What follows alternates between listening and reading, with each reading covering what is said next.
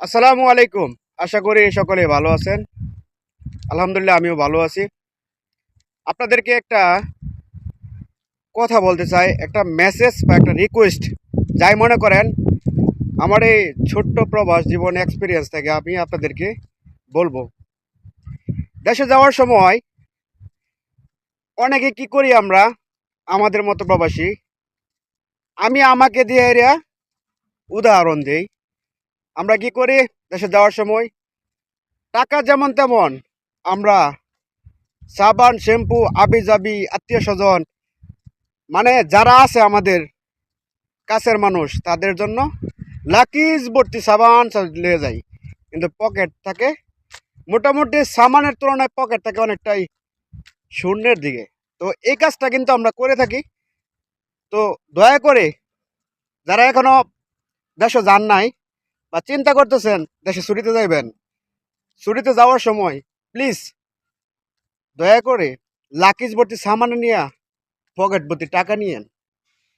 এই কথাটা কেন, আপনি যখন যাবেন দেশের মাঝে, হয়তো সাময়িক সময় অনেকে বলবে আমার জন্য এটা আনেন না ওইটা আনেন না, কিন্তু দেখেন কোনো মানুষে না আপনি এটা ওইটা ওইটা দিয়ে হেরিয়া কখনো সন্তুষ্ট করতে পারবেন না। আপনি যত লাকি দিয়ে আপনি সামান না গেলে গিয়া কারো মন সন্তুষ্ট করতে পারবেন না। যদি আপনি পকেট প্রতি টাকা নিতে পারেন, 2 মাস 3 মাস যাই আপনি চললেন, ধুমধাক্কা চলতে পারবেন। কিন্তু অনেকে গিয়ে কি করে, 1 মাস চলার পরে 1 মাস ধুমধাক্কা চলার পর 2 মাসের মাঝে টাকা নেই কেন।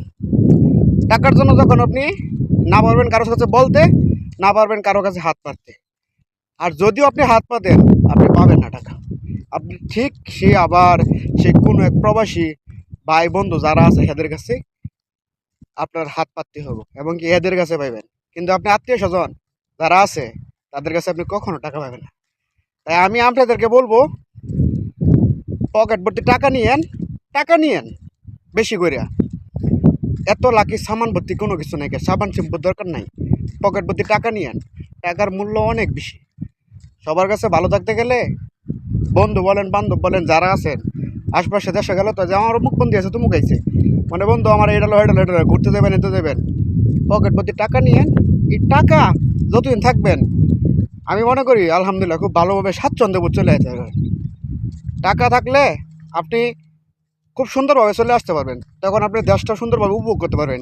যখন আপনার হাতে টাকা না থাকবো তখন দেশে গেরিয়া এই ঘরের মধ্যে বসে থাকতে থাকতে তখন আমরা ভালো লাগতো না, কবে যে আর কি করছিলাম।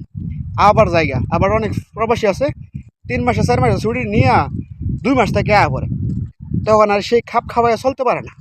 কারণ দিন শেষে যারা আছে প্রবাসীরা, তারা কি করে প্রতি মাসে টাকা দিয়া দেয়, তখন আসার সময় খালি অল্প কিছু সামানপাতি কিনে হেরা পকেট টাকা রাখতে পারে না, তেমন কোনো টাকা রাখতে পারে না যে দেশের সাথে গেরে আমি এত টাকা ভাঙাম।